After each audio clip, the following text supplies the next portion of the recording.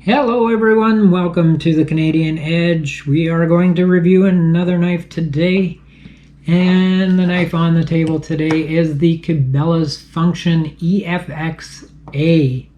Some of you have seemed to enjoy the, I'm going to call them very budget friendly knives that you can get from places like Cabela's, or if you're in Canada, Canadian Tire. And so I thought I would check this knife out because it is definitely a very budget-friendly knife that comes from Cabela's.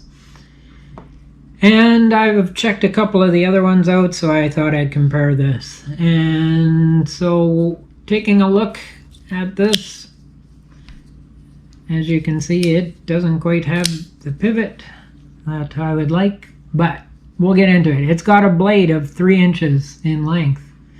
Open, it's 7 inches, and closed, it is 4 inches. The steel on it, it is a basic 440 stainless steel. And it is made in China for Cabela's. It is a drop point blade, and it has a bit of a stone wash finish, I guess, to it. The weight on it is 3.5 ounces, and the handle on this, it is a grooved aluminum. So if you like aluminum handles, you might want to check this out. And it does have the stainless steel liners inside as well. They are not skeletonized to reduce any weight, but yes, they are there. The pocket clip on it, it is a right hand side tip down carry. And I guess you consider that a deep carry. It looks like deep carry. And you can open this either with the flipper on the back or with the dual thumb stud. So lefties, you can, it is an ambidextrous knife except for going in your pocket. It only does the right hand side, so not reversible. As I say, it is a liner lock, or maybe I didn't mention, but it is a liner lock as well. And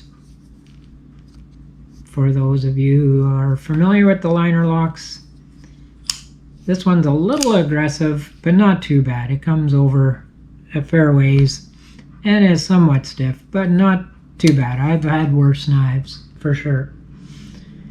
And it does have a slight choil on it as well, which helps with the sharpening. And the 440, it's not going to hold the edge as well, but it is definitely easy to sharpen, so that'll help out with the sharpening. So I carried this a little bit here. I've had this, I guess, just over, I don't know, a week or two. But it's not a horrible knife, but it's not the most impressive knife I've carried either. And it fits okay in your pocket, but as you can see from me trying to open it, the pivot on it is not the greatest. So, but it doesn't have blade play, which is nice, up or down or to the side. But you would have to line the blade up if you're the type of person that wants your blade down the middle, because it does not quite line up down the middle. It goes off to the left hand side. That is fixable, but it's not touching on the side, so I wouldn't worry about it with this knife if I was carrying this as an EDC. Well, if I was carrying it as an EDC, I might fix that up. And as I was saying about the pivot, that's one of my dislikes, is the pivot system on this. But I think it's, I don't know if you can see, it looks like nylon washers or plastic washers. I think it's a nylon probably. And they aren't even lined up, so guys should probably take this apart and work with that if you want a smooth, better action knife. than what this is providing at the moment, although it flicks quite well with the thumb studs. So the aesthetics on this, they are okay.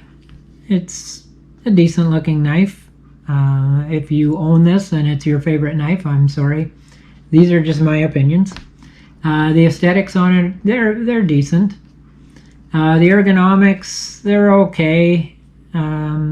As most of you know, if you've watched the channel, I like jimping. Just gives you that extra grip, but not the end of the world that it doesn't have jimping. It is a comfortable grip, and I think because of the grooves in the aluminum that you get a fairly decent grip on it, and so I think it will stay in your hand depending on the job that you're doing. The finger or the flipper tab, it is quite a pronounced flipper tab, and it does give you a good finger guard so that you're not going to slip forward and get cut by the blade. But you're pretty much limited just to one grip on this, which, you know, again, isn't the end of the world. And for me, this is the kind of knife that I would throw in my toolbox, maybe glove compartment, or in your utility drawer at home if you need a knife that, you know, you're not worried about maybe being a little rough with it and it getting damaged. This is the kind of knife that you would want. So let's take a look at size comparisons. We have, start with the Ontario Rat 2. So they are pretty close to the same size. I think the Rat 2 might, yeah, it has a little extra blade length on it. Maybe 1/8 of an inch or so blade length, but they're pretty close to the same size. And the Civivi Elementum, again, relatively close to the same size. You can see though that this has a bigger side profile than the Elementum or even the Rat 2. So it is a little bit bigger that way. And one last knife we'll pull out here is the Spyderco Tenacious. And you can see the Tenacious is a fair bit bigger than the Cabelas. So again, the Cabelas is mid-sized going towards small, well, 7-inch knife. It's a mid-sized knife. And let's see what it has for sharpness. Oops, well, there we go. Okay, so it does cut up the paper not too badly. Goes through there.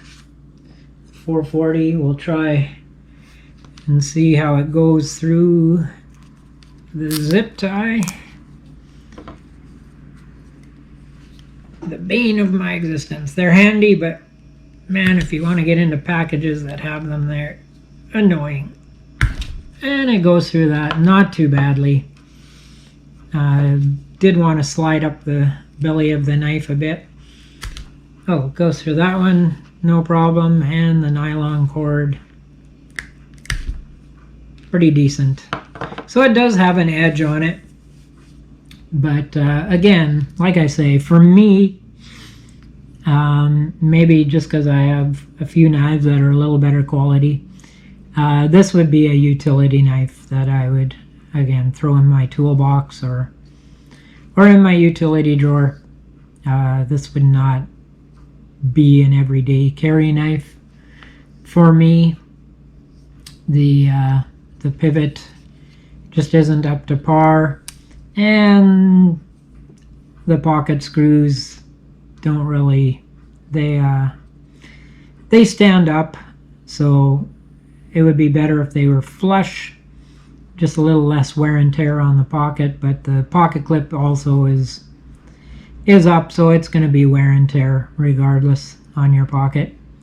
But there's enough space in there that it shouldn't be bad wear and tear on your pocket, but it does over time. But it's an okay knife. They have, what do they call it, the small flipper that you can get on sale. It's regular price $9, and you can get it on sale for $4.99 a lot of times at Cabela's. I prefer that knife over this one, but that's just me. So again, like I say, if this is a knife that you own and you are very happy with, good on you. It's not for me to tell you what kind of knife to have. I just put them out there and give my opinion. So this would, as I say, not be a knife that I carry as an everyday carry, but wouldn't feel bad having it in my toolbox just to use for different things. And so that is the Cabela's Function EFX-A.